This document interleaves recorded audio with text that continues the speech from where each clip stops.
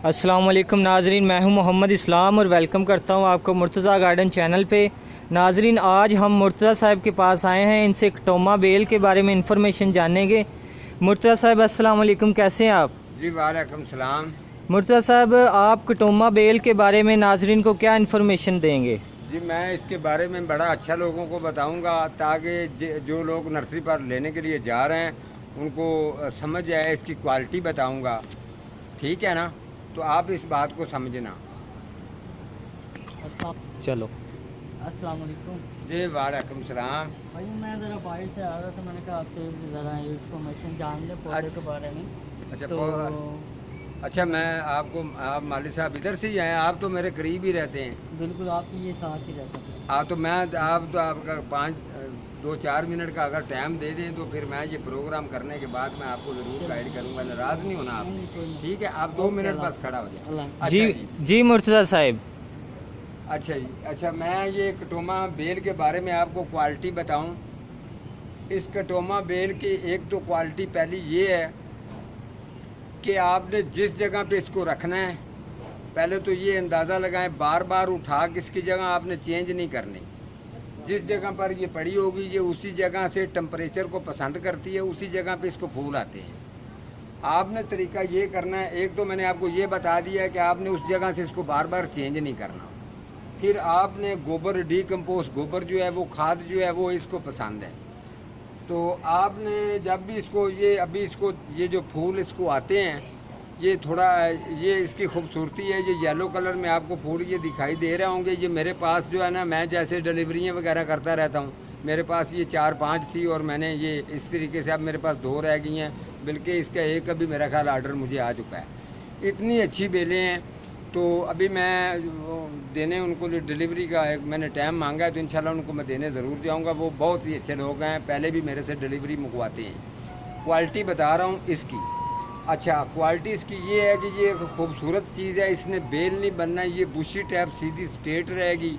अगर आप इसको थोड़ी सी हाइट में लेके जाना चाहते हैं तो फिर आप इसको थोड़ा सा कोई चीज़ की इसको ना इसको टेक दे दो, या तो इसके साथ 2 सोटियाँ लगा के लंबी लेंथ वाली थोड़ा सा रस्सी से बांधेंगे तो ये हाइट में चली जाएगी। अगर आप थोड़ा बुरशी में इसको रखना चाहते हैं तो कोई मसला नहीं है, ये बुरशी भी रह जाती है। आप फिर इसकी कटिंग करते रहेंगे ताकि जो फूल इसको आप गुच्छे 5-4 लग रहे हैं तो उस वक्त इसको 10-12 गुच्छे लगेंगे। बुरशी जब होती है तो फिर ये बेल को देखने का मज़ा आता है कि आपने कोई चीज़ लगाई हुई है। एक कटोमा बेल होती है जिसका ऑरेंज कलर होता है। एक और बेल है कटोमा, वो भी कटोमा बेल है, लेकिन उसका थोड़ा सा ना फूल जो हैं वो जिस तरीके लाल टहने के होते हैं उसी टाइप के होते हैं, लेकिन ये उससे ज़्यादा बेस्ट है। उसके ऊपर जो है ना वो ज़्यादा कीड़ियाँ वगैरह ज़्यादा अटैक कर जाती हैं, लेकिन इस पर नहीं करती। ये एक बेहतरीन चीज़ है, आप जिस जगह पे भी लगाएंगे ये अच्छी लगेगी। तीसरी क्वालिटी इसमें ये है, ये आपको कोई नहीं बताएगा। मैं हर पौधे और हर प्लांट के ऊपर मैं नज़र रखता हूँ कि ये साल में कितनी दफ़ा ये फ्लावर करता है। आपने ये ज़हन में रखना है। अगर आपने पौधे रखे हुए हैं तो आपको कोई भी अगर सुन रहा है तो ये ज़हन में रखे, हर पौधे के ऊपर अगर आप सीखना चाहते हैं, हम सिखाना चाहते हैं तो तजर्बा इसको कहते हैं। हर पौधे के ऊपर नज़र रखें कि ये इसने जब इसको गर्मियों में फूल शुरू हुए हैं तो कितनी मरतबा ये फूल देता है। तो मैं आपको ये बता दूँ, ये 3 से 4 हो जाती है, 3 से 4 मरतबा तक ये पूरी गर्मियों में जो है ना फूल देती है। फूल देगी ख़त्म हो जाएगी, फूल देगी ख़त्म हो जाएगी। इसमें ये क्वालिटी है। तो आप ये अच्छा पौधा है, अगर आप अपने पास रखेंगे तो इंशाल्लाह ताला जो है ना ये आपके घर को डेकोरेट ऐसे खूबसूरत ये बहुत माहौल बनाती है। अगर आप इसको टाइल्स पे रखेंगे तो इसकी और ग्रेस ज़्यादा है। तो अगर आप इसको अगर पौधों के बीच में रखेंगे, जहाँ पर भी रखेंगे, इसमें क्वालिटी है। इसी तरीके से जैसे मैं अपने प्रोग्रामों की तरफ आ रहा हूँ, मैंने हर चीज़ का आपको नेचर बताता जाऊँगा। इसको डीकम्पोस्ट खाद गोबर पसंद है, ये ज़हन में रखना। उसके अलावा जो है ये इसकी यही केयर है, इसको उस साइड पे रखना है जिस जगह पे इसको धूप आए।